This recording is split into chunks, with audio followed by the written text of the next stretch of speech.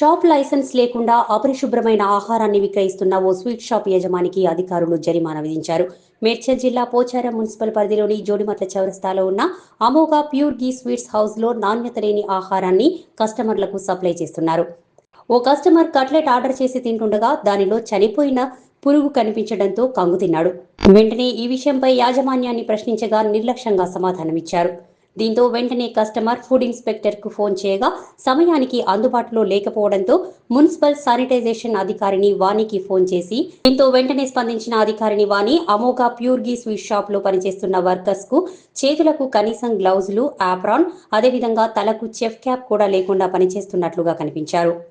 నిర్లక్ష్యంగా వ్యవహరిస్తున్న sweet shop యాజమాన్యం, అంతేకాకుండా మున్సిపాలిటీలో అనుమతులు తీసుకోకుండానే స్వీట్ షాప్ నడుపుతున్నారని షాప్ యాజమాన్యానికి 10,000 రూపాయల జరిమానా విధించారు.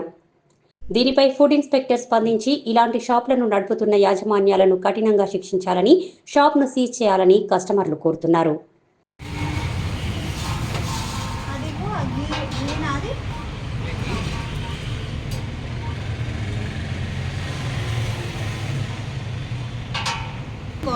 ఆప్రాన్ వేసుకోవాలి. వాళ్ళు చూడడానికి ఎట్లున్నారు చూడండి.